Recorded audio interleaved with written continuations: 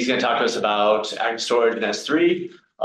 But Kyle, do give us like a plug of your employer. Yeah. So right now I'm a software engineer at Accelant. I don't use Ruby in my day-to-day. I really wish I did just because I like using it, but got this new job, loving it. So I got really lucky in that regard. But anyways, personal dev work includes my app called GearMate, which is what I'm going to be using as a example kind of throughout this presentation. And the idea behind it is that it's a peer-to-peer gear rental platform. So think about like kind of undercutting like REI Christie Sports in terms of like mountain bike, paddleboards, snowboards, any sort of recreational gear. I mean, I have like lawnmowers as examples on there right now, so like why not? Cool. But yeah, and then outside of that, I'm a passionate climber.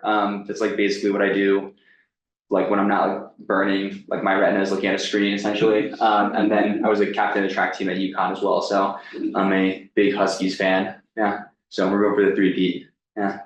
All right. Anyways, enough about basketball. Yeah, overview of what I'm going to talk about a little bit today. So the like bio I gave for the presentation originally like kind of centered around S3, but the more I kind of looked into that, I was like, this isn't Rails oriented. So now I like kind of changed it into a more active storage oriented talk. So I'm going to talk about like its configuration, how to set it up, things like that, and then an overview of S3 if you guys never worked with it before, and then a life cycle of Rails and S3 and what it looks like to upload an image essentially. All right, so what is GearMate? Just quick plug for the app. Again, just it's the peer-to-peer gear rental platform. Here's a couple screenshots of it. And then why use cloud storage? In my case, I just didn't really want to like manage my own servers essentially, and then also have to worry about like large file uploads, things like that. Active storage does support things like video uploads, which my app doesn't really need or use right now, but it does use it, or it does serve that purpose as well. But yeah, we can get into the use of the cloud storage in a second as well. So for those of you that don't know, I know a couple of people mentioned they've never used active storage in here today. From the Rails docs, it just facilitates uploading files to the cloud essentially. So it just helps you kind of make that a lot easier, not too complicated. So you can work with Google Cloud, Microsoft Azure, or S3, which is obviously what I'm going to be focusing on today. Is this S3 logo? It supposedly is, yeah. Yeah. I just looked up S3 logo, just kind of plugged it in. But anyways, so I didn't know this. I didn't know S3 stood for Simple Storage Service until I like made this presentation. So if you didn't know that, that's what S3 means. Offers scalability, data availability, security, performance. Obviously today I'm just gonna be focusing on like the image side of this and kind of like why it's available, why it helps your performance, things like that. All right, so like most things in Rails, it's very, yes. Do you want to save questions for later? No, bring it on. Like that previous slide. Yeah. Can I? There we go. I just want to say S3. If you've lived before S3, which was about 2008, it's a disk drive that never runs out. It costs 3 cents a gig a month. It is. I can't use the word because it's in public here, but like it is amazing. Yeah. It is just. A couple of years ago, the East Coast S3 went down per day and the world freaked out. That was rough. It is. If you deal with file blobs and you are not at least familiar with S3, it's a great thing to get familiar with. Yeah. Sorry. No, that's okay. And anybody can ask questions kind of throughout. Don't hesitate to interrupt.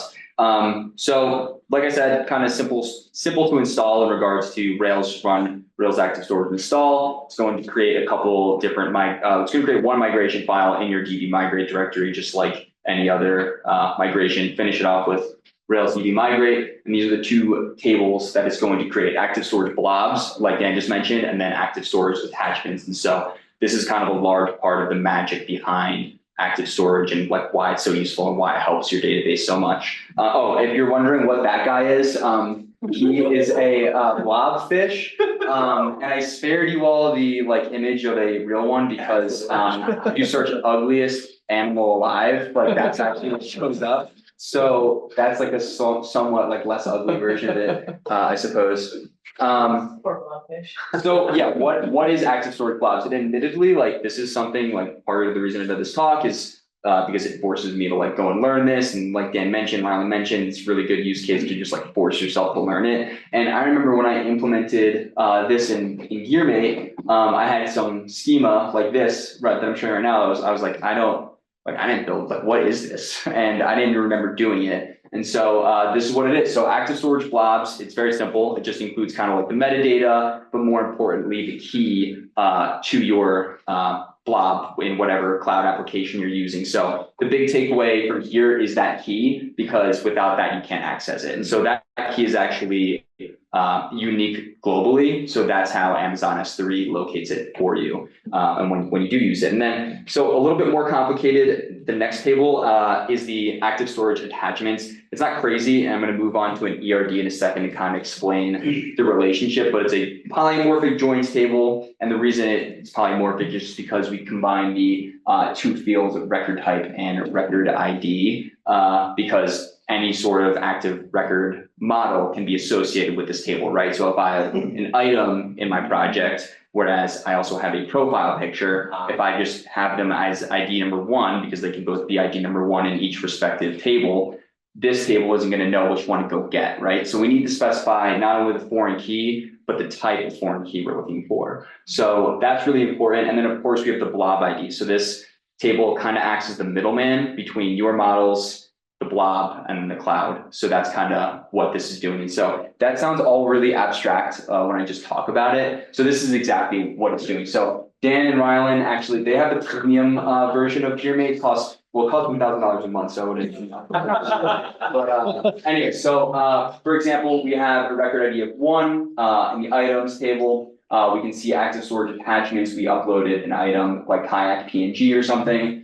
Record ID of 1, specifying the record type, blob ID of 1, and then of course, like we can see the blob has that same ID. And so this serves a couple different purposes, and you might be asking like, why not just put the blob ID on the active storage attachments? Like I was also wondering that, and this just plays into kind of the separation of concerns that Rails is really good at. So the active storage attachments is strictly focused on the relationship between your data, where active storage blob should be the key, and it should also contain the metadata. So we don't all want to put that into active storage attachments or blobs or just one or the other. It's good to separate them. And that also kind of plays into the larger reason why active storage is so great. It's because you don't have any of these large binary files within your own database. Like once you put it to the cloud, like your database theoretically should only be focused on its relationships to other data and not necessarily like having to store the data. And like Dan mentioned, like these S3 servers are massive. Like they will not run out of space. Like they're elastic. They can just kind of keep going. Like you're not going to run out of memory. It's also not going to crash, or well, it might. I don't know. It's very rare.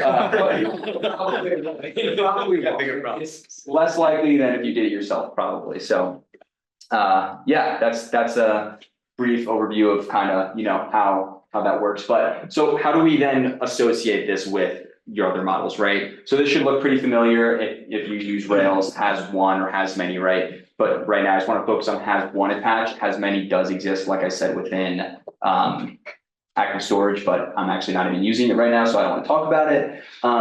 Regardless, it's just a macro provided by Rails, and it does a couple different things, like just creates a one-to-one relationship between your model, your active storage attachment, and your blob. And so kind of looking at what that looks like, you actually don't need to call it an image or a video or anything. You can name that variable there, whatever you want. Has one attached is going to do the work for you.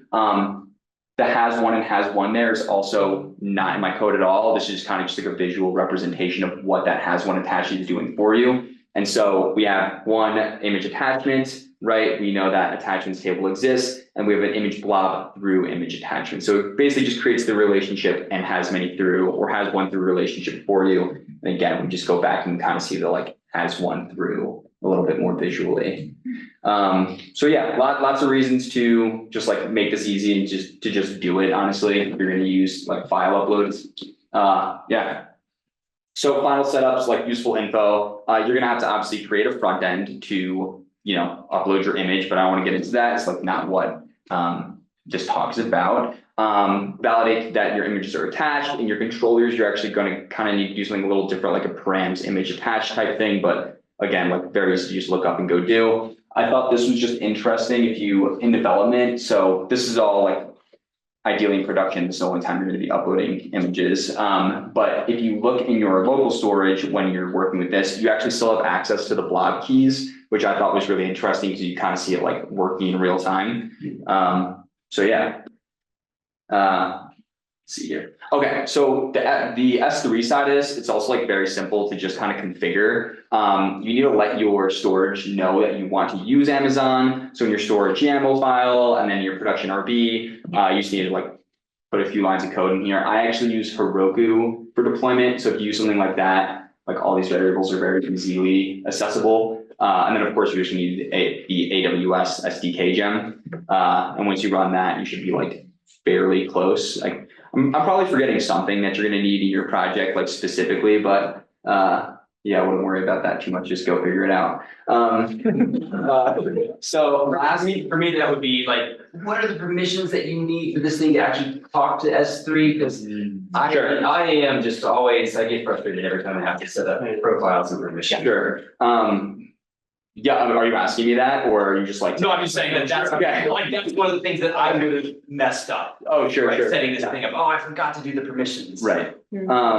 Cool. And then this is kind of just like what the life cycle looks like in regards to S3 at this point. So like a user uploads an item, let's say we upload a paddleboard in this case, it's going to create a instance of both active storage blobs and active storage attachments with the relationships we talked about before. Before it uploads to the cloud, it actually saves it to a temporary storage. And then once like Active Record realizes it's configured to upload it to Amazon, it will upload it for you. Yes. So to his point, did you, I wanna, because that question was not answered. Oh, sorry, yeah.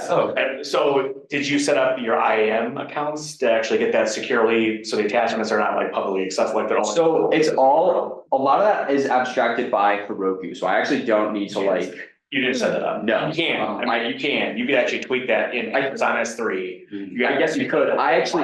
With IAM and otherwise. Sure. I mean, when you open it, yeah. I'm sure you can, but with like Heroku, I can't even really see my S3 bucket actually. It's like they handle all of that for you. Yeah, so like I tried to like log into S3 at one point and like find the bucket specifically like via the bucket name, but then it's like, even if you have the same email attached to it, it's like.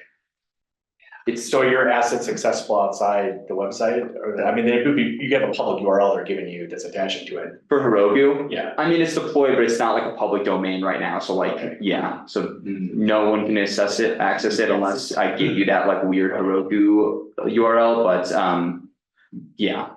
So anyways, yeah, once it's uploaded from your temporary storage, it's in the cloud, user pulls that item up, wants that active storage blob, they use the blob ID, which also, by the way, is not just like 6, it's like a large string of numbers, obviously. Again, globally unique, and then it matches that up with the active storage attachments, blob ID, it specifies the record ID and the type, and then it serves it back to the user, so.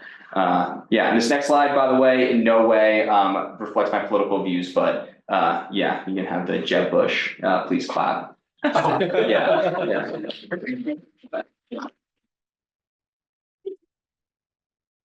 What's the leadership? Oh, is that one? Okay, that part.